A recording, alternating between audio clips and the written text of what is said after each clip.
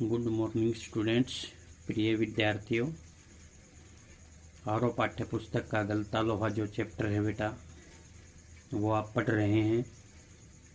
इसमें लेखक ने बताया है कि किस प्रकार मोहन नाम का एक लड़का कुशागर बुद्धि होने के बाद भी जो किसी अपने बिरादरी के एक युवक के हाथों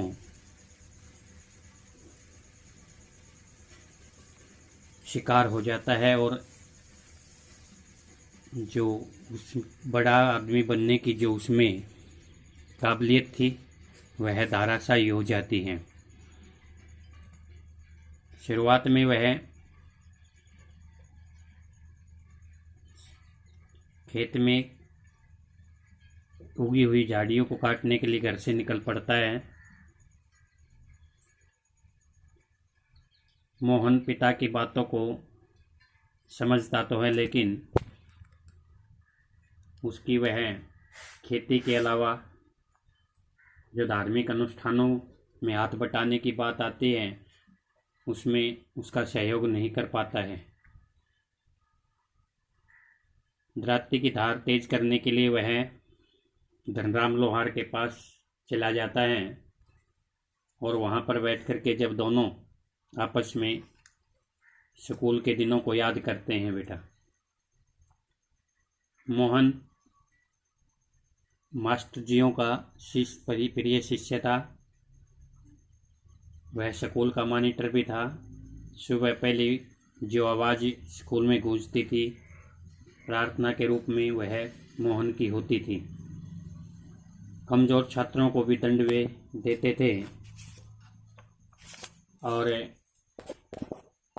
धनराम भी एक साधारण सा छात्र था और एक दिन तेरे का पहाड़ा नहीं सुना सका तो छड़ी की मार पड़ी उस पर। छुट्टी के समय तक भी वह तेरे का पहाड़ा याद नहीं कर पाया तो मास्टर त्रिलोक सिंह ने उस पर जुबान की चाबुक चला दी कि तेरे दिमाग में तो लोहा भरा हुआ है। और इस प्रकार से जो धनराम के पिता गंगाराम था उसे लोहे का काम बखूबी सिखाया और वह काम संभालने लगा था। प्राइमरी की परीक्षा पास करते ही मोहन ने छात्रवृत्ति प्राप्त की और मास्टर त्रिलोक सिंह की जो भविष्यवाणी थी वो सिद्ध हो गई थी। इससे वंशीधर का हौसला भी बढ़ गया था उसके पिता का, और उसने आगे का जो रास्ता था उसे चुनने के लिए उनकी बिरादरी के एक संपन्न परिवार का युवक रमेश जो लखनऊ से छुट्टियों में गांव आया हुआ था उसके साथ उसे लखनऊ भेज दिया। रमेश ने वंशीधर से कहा कि वह मोहन को उसके साथ लखनऊ भेज दे, बड़े शहर में रहेगा तो ठीक पढ़ाई करेगा। मोहन रमेश के साथ लखनऊ चला गया और वहां घर के छोटे मोटे काम में ही उलझ कर रह गया। मोहल्ले तक की औरतें उनसे काम करवाने लगी। रमेश तो दफ्तर में बड़ा बाबू था इसलिए उसे एक नौकर की हैसियत से रखता था और बहुत कहने के बावजूद उसने एक सामान्य से स्कूल में उसका नाम लिखवाया। नया वातावरण था उस स्कूल में, वह अपनी पहचान न बना सका। जब वह भी घर आता तो अपनी वास्तविक स्थिति से घर वालों को अवगत नहीं कराता था। ठीक है, क्योंकि वह मानता था कि यह सब बताने पर उन्हें भारी दुख होगा। छुट्टियों के बाद मोहन जब वापिस घर आता है, वापिस लखनऊ जाता है, छुट्टियों के बाद जब लखनऊ वापिस जाता है तो उसने अनुभव किया कि परिवार के लोग उसे आगे नहीं पढ़ाना चाहते थे। अतः हाथ का काम सिखाने के लिए उसे तकनीकी स्कूल में भर्ती करा दिया गया। 2 साल पढ़ने के बाद मोहन नौकरी के चक्कर काटने लगा और केवल कारखानों और फैक्ट्रियों के कामगारों की तरह ही मोहन अपने आप को स्थापित कर सका, जबकि जो आकांक्षाएं थी पिता की भी एक बड़ा व्यक्ति बनने की, वो धरी की धरी रह गई। और गांव में जब उसके बारे में कोई भी पूछता तो वंशीधर खुश होकर के उन्हें बताते कि वह पढ़ाई अच्छी तरह से कर रहा है और अवश्य ही वह एक दिन बड़ा व्यक्ति बनेगा। लेकिन ऐसा हुआ नहीं, और वंशीधर जो उसके पिता हैं वो अब अपनी जुबान लोगों से छुपाने का प्रयत्न करते हैं। मास्टर त्रिलोक सिंह की बातों के साथ साथ बचपन से लेकर अब तक के जीवन के कई प्रसंगों पर मोहन और धनराम बातें वो करते रहते हैं आपस में। धनराम ने मोहन के बारे में जान करके दुख तो हुआ। ये विषय आगे देखो बेटा। धनराम ने मोहन के हसुए के फाल को बेत से निकालकर भट्ठी में तपाया और मन लगाकर उसकी धार गढ़ दी। अर्थात जो लकड़ी का बैसा था उस पे बेत थी वो निकाल दी और भट्ठी में उसको तपाया हसुए को, और मन लगाकर उसकी धार गढ़ दी का मतलब उसकी धार तेज कर दी। गर्म लोहे को हवा में ठंडा होने में काफ़ी समय लग गया था। धनराम ने उसे वापिस बेत पहनाकर मोहन को वापिस लौटाते हुए जैसे अपनी भूल चूक के लिए माफ़ी मांगी हो। अर्थात धनराम ने उसे दोबारा से वही लकड़ी का बैसा या बेत पहनाया और मोहन को लौटाते हुए अपनी भूल चूक अर्थात कुछ थोड़ा बहुत गलती रह गई हो, कमी रह गई हो, उसके लिए माफ़ी मांगने के लिए के अंदाज से उसको वापिस कर दिया। बेचारे पंडित जी को तो फुर्सत नहीं रहती, लेकिन किसी के हाथ भिजवा देते तो मैं तत्काल बना देता। अर्थात उसने कहा कि भाई ये उसको तो उनके पिता को तो कोई फुर्सत नहीं थी, लेकिन किसी के भी हाथ यदि मेरे को पास भिजवा देते तो इसको मैं पहले ही ठीक कर देता, पहले ही इसकी धार तेज कर देता।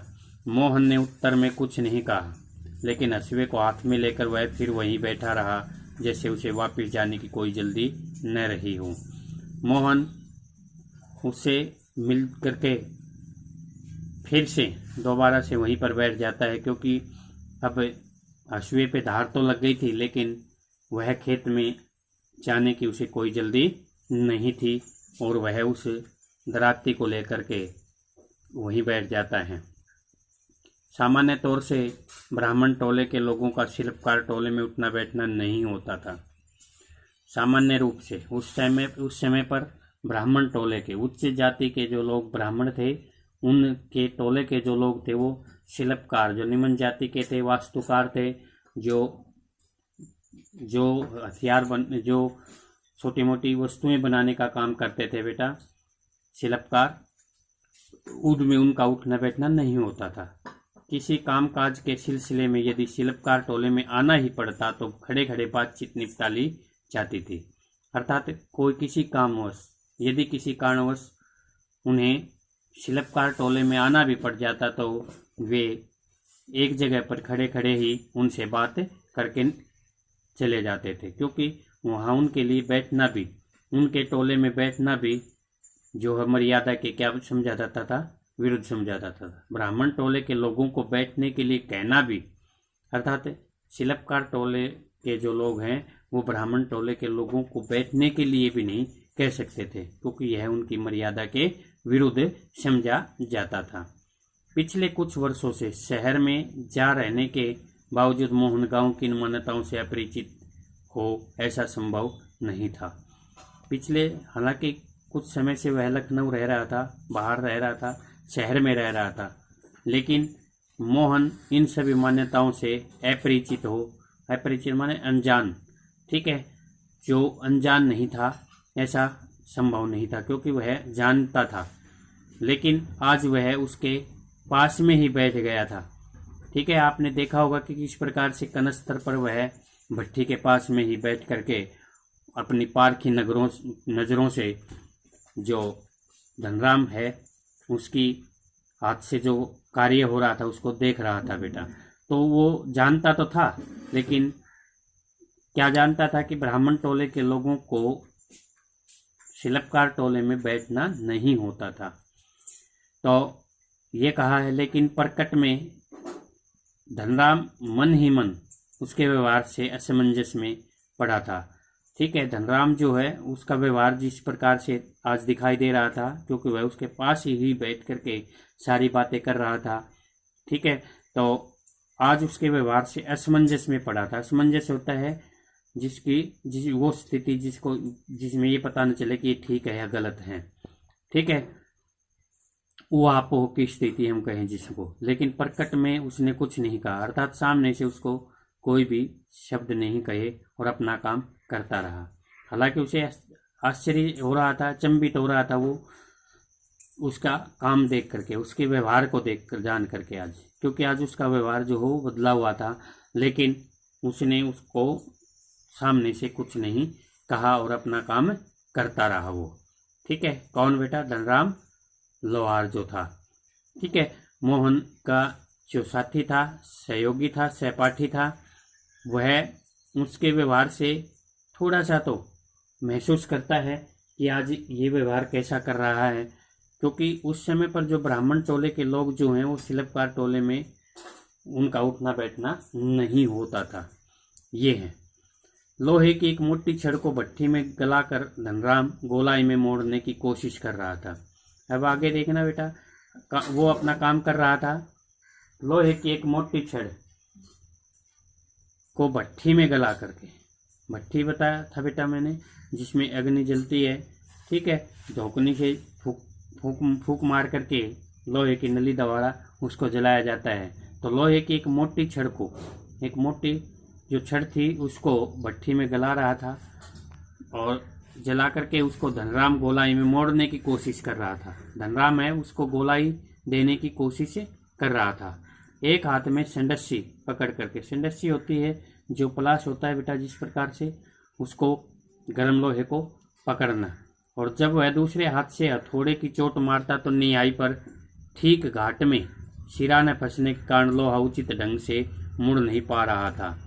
ठीक है, तो एक हाथ से संडस्सी पकड़ करके, एक हाथ से जो पलाश होता है उससे वह गर्म लोहे के टुकड़े को, उस छड़ को पकड़े हुए था, और दूसरे हाथ से हथौड़े की चोट मारता।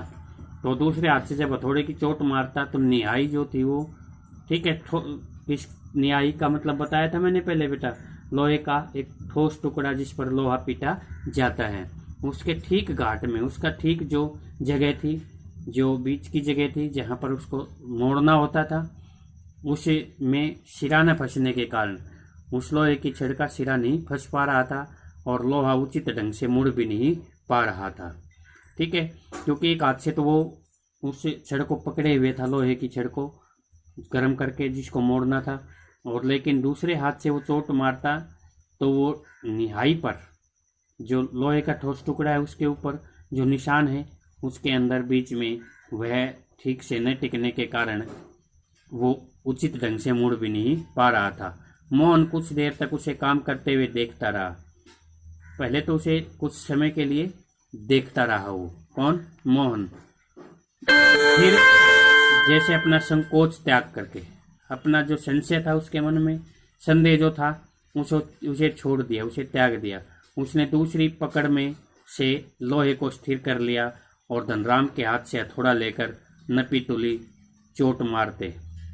क्या कहा है कि उसने अपना संकोच त्याग दिया था और उसने दूसरी पकड़ से, दूसरी तरफ से पकड़ा, लोहे को स्थिर कर लिया, लोहे को मजबूती से पकड़ के एक स्थान पर रख लिया और धनराम के हाथ से हथौड़ा लेकर के, हथौड़ा लिया जो वो बैठा उसको पकड़, एक हाथ से पकड़े हुए थे, दूसरे हाथ में जो हथौड़ा था ना उसको मोहन ने अब उसके हाथ से लेकर के नपी तुली चोट मारते, नाप तोल करके चोट मारना शुरू कर दिया। अब बस्ते हाथों से ढोकनी फूंक कर लोहे को दोबारा भट्टी में गर्म करते और फिर निहाई पर रखकर उसे ठोकते पीटते सुगड़ गोल का रूप दे डाला। इस प्रकार से बेटा देखो कि उसने अपना संकोच त्याग दिया और धनराम के हाथ से वो हथौड़ा लेकर के नपी तुली जो चोट है वो उस पर मारने लगा। ठीक है, अभ्यस्त होता है आदि, किसी चीज का आदि हो जाना बेटा। ठीक है, वो हाथों से मान लो कि उसका हाथ ये काम करने के लिए आदी हो, ठीक है, वो उसका अभ्यास कर रहा हो, जिस प्रकार से उसको अभ्यास हो उस चीज़ों का, तो धोकनी फूंक कर लोहे को दोबारा भट्ठी में गर्म करते, लोहे को दोबारा भट्ठी में गर्म करते वो, और फिर निहाई पर रख करके जो गर्म लोहे का टुकड़ा है ठोस बेटा, उस पर रखकर उसे ठोकते पीटते, सुघड़ अच्छी तरह से गड़ा हुआ, ठीक है, गोले का रूप दे डाला उसे। अच्छा, जो रूप जो मोड़ना चाहता था मोड़ नहीं पा रहा था, जो मोटी छड़ जो लोहे की थी उसको ठोकते पीटते इस पे निहाई पर, तो दोबारा से भट्ठी में गर्म करते और फिर उसको अच्छी तरह से ठोकने पीटने पीटते और फिर वो अच्छा रूप उसको दे दिया, उसको सही गोलाई दे दी, ठीक है, अच्छी तरह से। मोहन का यह हस्तक्षेप इतनी फुर्ती और आकस्मिक ढंग से हुआ था कि धनराम को चूक का मौका ही नहीं मिला। अर्थात मोहन का यह हस्तक्षेप जो उस काम में रुकावट डालना था, जो धनराम कर रहा था, उसमें उसने अपना हाथ डाला, हाथ बटाया और इतनी फुर्ती और आकस्मिक अचानक उसे लोहे की छड़ को वो रूप दे दिया कि धनराम को चूक का मौका ही नहीं मिला, उसे कहने का मौका ही नहीं मिला, ठीक है, वह कुछ भी कह नहीं पा रहा था। वह अवाक मोहन की ओर देखता रहा, वह हैरान होकर के, अवाक माने हैरान होकर के मोहन की ओर देखता रहा। उसे जो मोहन है, मोहन की कारीगरी पर उतना आश्चर्य नहीं हुआ जितना पुरोहित खानदान के एक युवक का इस तरह के काम में उसकी भट्ठी पर बैठ करके, देखना ये शब्द गलत छपे हुए हैं बेटा यहाँ इस बुक में, तो पुरोहित खानदान के एक युवक का इस तरह के काम में उसकी भट्ठी पर बैठकर हाथ डालने पर हुआ था। वह संकित दृष्टि से उधर उधर देखने लगा कि उसकी कारीगरी पर उसे उतना हैरानी नहीं हुई थी बेटा, ठीक है, किसको, धनराम को, जितना पुरोहित खानदान का जो मोहन लड़का है, उसने किस प्रकार से एक युवक का इस तरह के काम में जो उनके खानदान में ही नहीं था, उस काम में और उसकी भट्ठी पर बैठ करके, क्योंकि जहाँ उनके खानदान को बैठने उठने की इजाज़त नहीं थी, मर्यादा के विरुद्ध था, उसी भट्ठी पर बैठ करके उसने जो लोहे की छड़ को गोल कर दिया था, उस पर हुआ था बेटा, कि किस प्रकार से, चलो उसने कारीगरी से लोहे के टुकड़े को तो गोल रूप दे दिया, लेकिन वहाँ पर बैठ करके, ठीक है, निहाई पे देखना, इस चित्र में आप देख रहे हैं बेटा कि किस प्रकार से लोहे का ये टुकड़ा है, इसको गोल रूप दे दिया है, हाथ में थोड़ा है इसके, ये मोहन है, ये धनराम बैठा है, और ये जो ये दिखाई दे रहा है, ये निहाई बार बार आ रहा है शब्द, वो ये निहाई है बेटा, ये लोहे का ठोस टुकड़ा ये यहाँ धरती में ज़मीन में गड़ा हुआ है बेटा, ठीक है।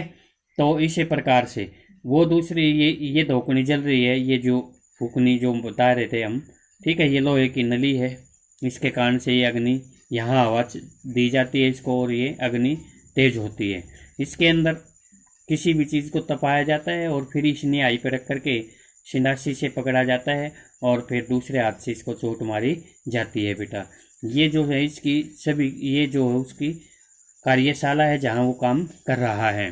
तो यहाँ पर धनराम जो है वो बेटा अचंभित होता है कि किस प्रकार से उसने एक पुरोहित खानदान का होते हुए उनकी जगह पे आकर के, उनकी कार्यशाला पर आकर के उस काम को किया था। वह शंकित होकर के, वह शंका की दृष्टि से, उसे संदेह हो रहा था, शक हो रहा था, और कि कहीं कोई देख तो नहीं रहा है, इधर उधर देखने लगा वो।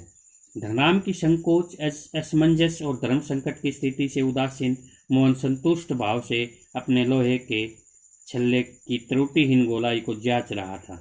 धनराम की संकोच, जो उसका संदेह था उसके मन में, असमंजस, ठीक है या गलत है, ठीक है, क्या करे क्या न करे, और धर्म संकट क्या था बेटा, उसका जातिगत आधार पे उसके मन में जो धर्म संकट चल रहा था, उससे उदासीन होकर के, उसे पता नहीं था उस चीज़ के बारे में, वह उससे दूर होकर के मोहन जो है संतुष्ट भाव से, उसको संतोष हो गया था कि उसने इसको लोहे के छल्ले को, कि त्रुटिहीन गोलाई को, कि कहीं कोई कमी न रह गई हो उसमें, ठीक है, उसमें कोई कमी न रह गई हो, इस प्रकार से वह है उसको जांच रहा था, परख रहा था। उसने धनराम की ओर अपनी कारीगरी की स्वीकृति पानी की मुद्रा में देखा। उसने धनराम की ओर अपनी कारीगरी कि मैंने देखो कि किस प्रकार से इसको मोड़ दिया है, कौन से ये रूप दे दिया है कि मुझे इसके बारे में क्या दे, स्वीकृति दे, अनुमति दे, अपनी आज्ञा दे। इस मुद्रा में वह उसकी ओर देखने लगा। देखो मैंने इसको कितनी गोलाई से मोड़ दिया, या इसमें कोई कमी तो नहीं रह गई है। उसकी आंखों में एक सर्जक की चमक थी, उसमें न स्पर्धा थी न ही किसी प्रकार का हार जीत का भाव था। उसके मन में जो थी एक सर्जक की चमक थी, ठीक है, एक कलाकार की जो चमक होती है, कलाकार जो अपना रूप दिखाता है, उसकी आंखों में था, वो दिखाई दे रहा था कि मैंने इस कारीगरी को अपनी कारीगरी से मेरे अंदर जो हुनर था उसकी को मैंने दर्शा दिया है, जिसमें न स्पर्धा थी। स्पर्धा क्या होती है? बराबरी बेटा। और न ही किसी प्रकार की हार जीत का भाव था कि तू हार गया हो, मैं जीत गया हूँ, इस प्रकार के भाव भी उसके मन में दिखाई नहीं दे रहे थे, ठीक है। उसमें न तो किसी प्रकार की आपस में विरोधाभाव था कि मैंने इस चीज़ को जीत लिया है या आप हार गए हैं, इस प्रकार के भी कोई उसमें भाव दिखाई नहीं दे रहे थे। तो इस प्रकार से ये पाठ बेटा आपने पढ़ा बेटा। तो अब इसमें हमने छोटे प्रश्न आपके 30 कराए थे बेटा। अब पहला प्रश्न जो है वो नोट करें बेटा। कहानी के उस प्रसंग का उल्लेख करें जिसमें किताबों की विद्या और धन चलाने की विद्या का जिक्र आया है। ये क्वेश्चन लिखवा तो नहीं थे, चलो। अच्छा, अगला प्रश्न है, मोहन के लखनऊ आने के बाद के समय को लेखक ने उसके जीवन का एक नया अध्याय क्यों कहा है? मोहन के लखनऊ आने के बाद के समय को लेखक ने उसके जीवन का नया अध्याय क्यों कहा है? अगला प्रश्न है, मास्टर त्रिलोक सिंह के किस कथन को लेखक, नहीं ये प्रश्न नहीं करना बेटा, अगला प्रश्न नोट करो। बिरादरी का यही सहारा होता है, और इसके जो 4 पार्ट हैं बेटा वो नोट करने हैं आपको। बिरादरी का यही सहारा होता है, जिसमें पहला जो पार्ट है, किसने किससे कहा, ये पंक्ति। दूसरा है किस प्रसंग में कहा गया है ये। तीसरा है किस आशय में कहा गया था ये कि बिरादरी का यही सहारा होता है। और चौथा है क्या कहानी में यह आशय स्पष्ट हुआ भी या नहीं, क्या कहानी में यह आशय स्पष्ट हुआ भी या नहीं। और एक प्रश्न बेटा आपको लिखना है, एक अध्यापक के रूप में, एक अध्यापक के रूप में त्रिलोक सिंह मास्टर है, उसका व्यक्तित्व आपको कैसा लगता है? अपनी समझ से उनकी खूबियों और खामियों पर विचार करो कि उनमें क्या खूबी थी और क्या कमियां थी या खामियां थी, उन पे विचार करना है, ठीक है बेटा। ये क्वेश्चन आपने नोट करने हैं, और ये नोट करके बेटा रफ कॉपी में देखने हैं, ठीक है बेटा। ओके बेटा।